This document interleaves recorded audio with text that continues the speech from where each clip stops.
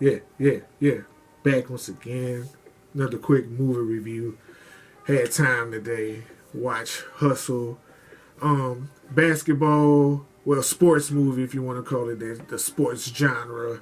Inspirational. Overcoming. You know how the sports movies do. Adam Sandler. Stanley Sugar. Former basketball player turned NBA scout for the Philadelphia 76ers. Could have been an NBA player, but got into a drunk driving accident, ruined his chances because he crushed his hand, saving his teammate's life, preventing him going through the windshield. So now he had to switch from being NBA potential point guard to NBA scout who sees potential. The beloved, rags to riches. The city loves the owner. His name is Rick Murick.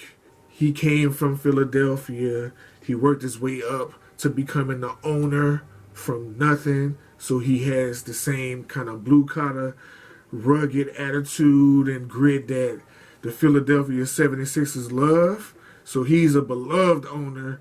And he also loves Stanley, who's the talent scout. And he wanted Stanley to stand up to his son. But then he gives Stanley the head. No, not the head. He gives Stanley the assistant coach position. But then tragedy strikes. He suddenly dies. His son takes over the team. And it just all goes downhill for Stanley Shook. The Stanley is tired of being a talent scout. He was happy to get the assistant coach job. But now, since his son is taking over, since Vince is taking over the Philadelphia 76ers, and him and Vince already don't see eye to eye, Vince doesn't want him to be an assistant coach. Vince wants to keep him on the road. Stanley hasn't been to his daughter's birthday in 9 years. His daughter is becoming a teenager, a young lady. He wants to be there more for his family. He's been on the road for so long, catching planes, hotel to hotel, talent scout life. He's not young anymore. It's just he's ran through, he's burnt with the talent scout. He wants to be home. But since him and Vince doesn't see eye to eye, Vince wants him to be a talent scout because as much as Stanley wants to be home, his talent is being a talent scout.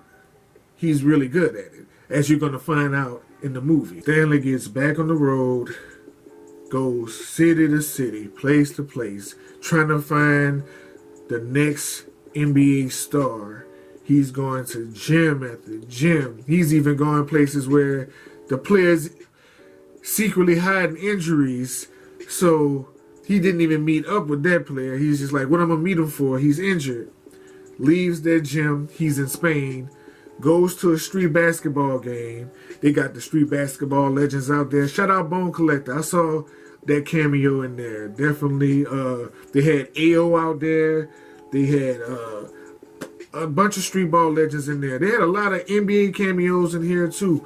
Anthony Davis, Kenny Smith, the best NBA actors on this movie. They did a great job. But yeah, he goes to the street ball game, sees Bo Cruz dominate. Nobody can score on him. He's scoring on everybody in work boots.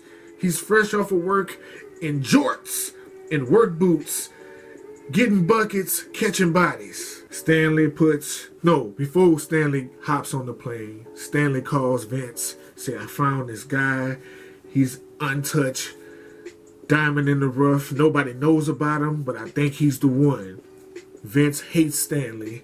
Stanley is a trash can kind of guy and just hates Vince for some reason. I guess because his dad really had love for him more than his daddy probably showed him love. He was jealous of Stanley, but Vince is not convinced. He doesn't want him to recruit Bo Cruz. He wanted him to recruit the guy he had his eye on, but he's trash. He's a lazy basketball player, has the talent but doesn't want to put forth the work. Bo Cruz, he's just a natural talent that you can just mold and already a hard worker because he's coming from a hard life anyway.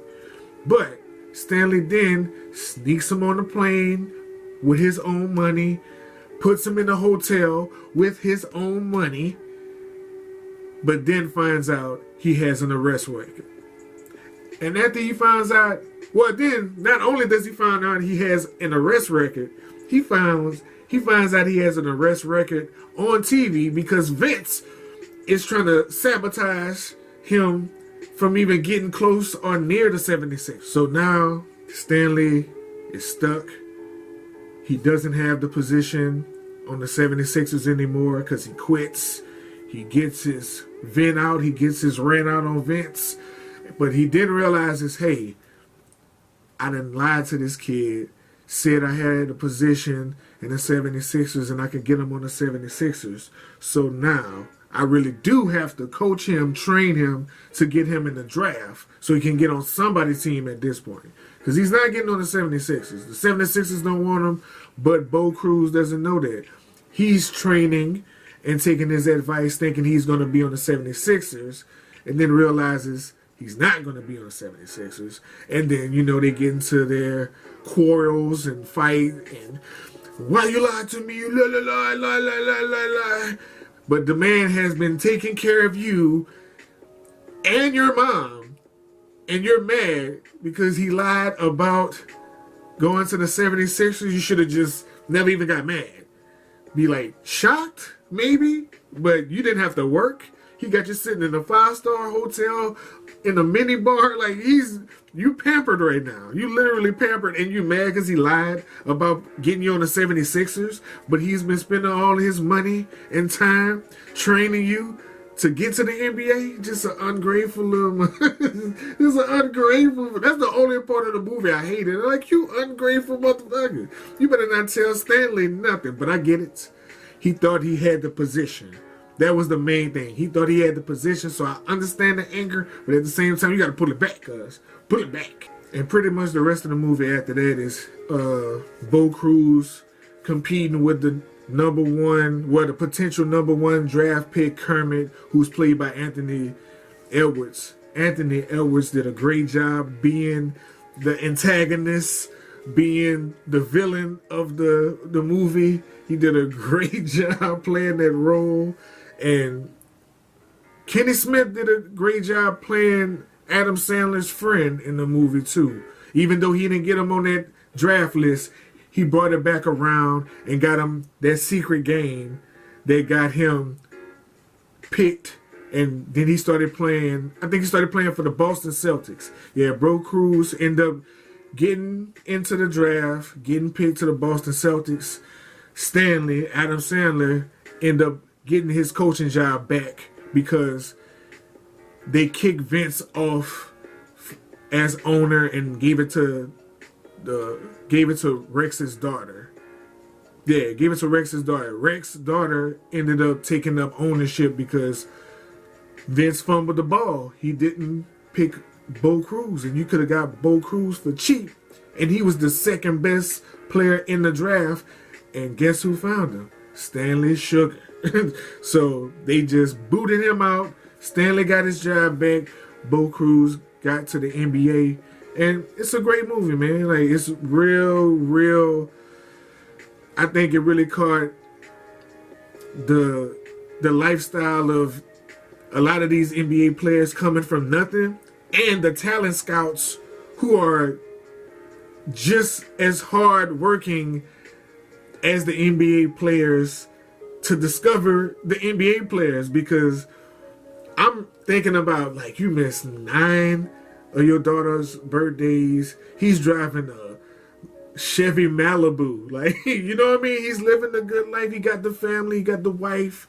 His wife is the breadwinner, but he's doing a passion job more than a paid for job. But he had just got the paid job, but Vince was trying to hate on him, but he still overcame and triumphed and became the coach anyway.